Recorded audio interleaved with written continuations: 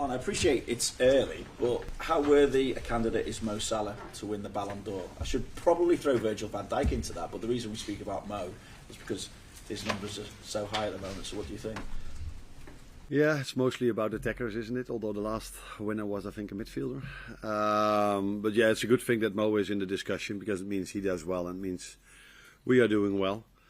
But for him to stay in that discussion, he should bring in the same performances as he's done for 7 or 8 months now. And I think in general, someone that wins the Ballon d'Or needs to win something as well. So it's a great challenge that is in front of us, but also in front of him. And what I liked a lot is that he takes this challenge not only by scoring a big goal and a great assist against City, but he also wanted the team to win because his defensive work rate, especially in the second half, was outstanding. And that is, I think, what it takes for us to have a chance of winning something. And if we as a team can win something, he will have a far more better chance to win an individual prize like the Ballon d'Or. When you say win something, do you think you have to win even more than just the Premier League? Do you have to go on and win the Champions League as well for Mo to really have that outstanding chance of winning the Ballon d'Or? It would make his chance only bigger. But the last one who won it, I think he only won the league and not the Champions League. So it is not only about the amount of prizes you win, but I think all of the ones that won it in the past, probably, I'm not 100% sure, but probably won either the league or the Champions League. So that means, but in football it's always like this, you need the team to win an individual prize. And that's what Mo understands at the moment really well, because I just said his work rate, especially in the second half, but almost during the whole game, was very good and very helpful for us to have a chance of winning the game against City. With regard to the title race now, though, how do you enforce the message that it's not over until it is over? I don't think I need even to enforce that message, because these are the players that played, and I know the Forest fans are going to like me saying this again, but these players played the Forest home game, these players played the Fulham home game, these same players played the Manchester United home game, and the same players played Newcastle away, which was a very difficult game for us. 2 times being a goal down, then being one goal up, and eventually drawing it to 3-3. So I don't think it's necessary. We all know these players are so long in this competition, even much longer than me. So they know how difficult every single game is, and if you have to play 11, it's still a long way to go. Alexander Isak, who you're coming up against, is a striker in fine form. What is it that makes him such a special forward, and do you have to do anything different to handle a player like that? It's an understatement to say that he's in a fine form. I think he's in an excellent form. Also over there, it's the team performance that will help us controlling him. So the more ball possession we have, the easier it is to control him, although he's definitely a threat on the counter-attack as well. The good thing for us is that we've got 2 centre-backs that are probably one of the best players that are able to play against him. I don't say this in perfect English, but what I mean with that is that we've got 2 very, very, very good centre-backs, and that's definitely what you need if you face a striker with the quality of Alexander Isak. So, but also with him, it's not only about him. I like the style of play that Eddie Howe introduced there.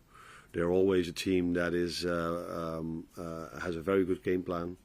They are really intense. So with and without the ball, high intense tempo in the game. So that helps a number 9 as well, because the better your teammates are, the more chances you get. And he's not the only offensive threat they have. I think Gordon and the right winger as well. So they're a big threat. So yeah. It's not only about him, but he's definitely having a great season. Obviously, it was 3-3 the first time you played, and they're just coming off the back of winning 4-3 against Nottingham Forest at the weekend. What does that tell you about them? That they can score a lot of goals. And that's what I was just talking to you about. They have so much offensive threat. And I think normally they are not a team that concedes so many goals, because they are very aggressive in defending as well. I saw out of interest, not for this game, but just out of interest, the semi-final they played against Arsenal. Now we all know how well Arsenal is in it when it comes to attacking, also in defending, but in this situation in attacking, and they just kept them away from their goal with defending really strong, maybe a bit similar what we did at City, so defending with 10 or 11 players. So yeah, they can score goals, but they're also able to defend really strong, and that's what makes them such a difficult team to play against.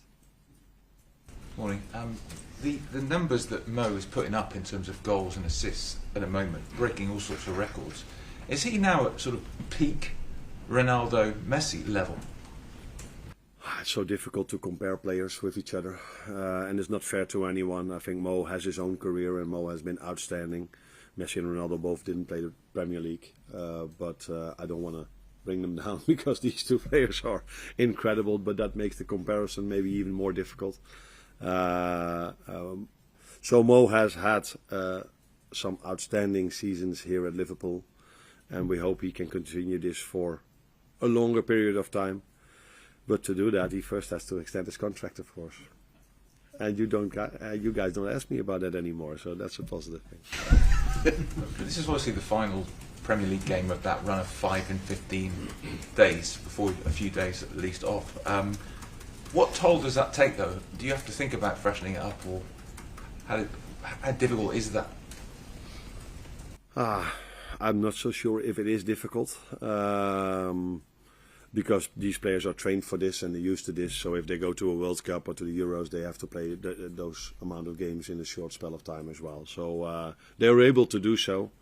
But it's I sometimes feel like if we have one gap in between and the game starts, I'm like, they're not as aggressive as they were. So they're in a certain rhythm. And they've shown this season many times already that they're able to. But it was the reason why I changed my lineup against Plymouth so drastically, because I don't think you can do this for a whole season. So you need to have once in every 4 or 5 weeks a normal week, and what I call a normal week is 2 games in a week instead of 3 games in a week. Of course that hurt us in the FA Cup, but it also means that these players are now able to play 5 games in a row at the highest possible level. Cool. Right, on Sunday, just going back to Mo, you spoke about the need to win a second Premier League title. All professional athletes are competitive and driven, but what is it about Mo that you've noticed that drives him? That's the best question to ask himself. What drives him the most? But what I see is a top professional, not only what you guys see on the pitch, but he comes in early, works so hard on his body. And sometimes I get to see a few Instagrams, and I think that he works even at home as well. So if I see how much work they put in over here, and then to do something extra at home, I think he found the balance for himself to get the best out of himself. That's also what comes with experience. With playing so many games at the highest level, he knows now what to do to treat his body in the best possible way, and for him to get the performances in that he does. But he's not the only one. I see everyone in this building works so hard, and I'm talking about the players now first, to get the best out of themselves. But all the staff members work incredibly hard as well. So we're going to go today, it's February now, and we again have 3 pitches over here that are perfectly ready for us to train in the best possible circumstances. So it's not only about the players that put a lot of effort in to get the best out of themselves. It's the whole building and all the people that work here to get the best out of the players as well. And on his form, you sort of asked for this, but his form, does it make it easier for the club to extend his contract, or more difficult because of how well he's doing, in your opinion? You can look at it in both ways. You can say, yeah, the better he does, the more expensive he might become. And the worst, if he would do really worse, we have second thoughts if we wanted to extend his contract. So I think for everyone it's the best that he brings in the performances he does now. Maybe only for the one that has to pay him, it's not the best. But for everyone else, it's the best. Because if you want to play at this club, you need to be at his level. Otherwise, yeah, probably you are almost useless to play at this club, because we only need players that are at the top of their game. Because this is one of the best or the best club in the world to play for.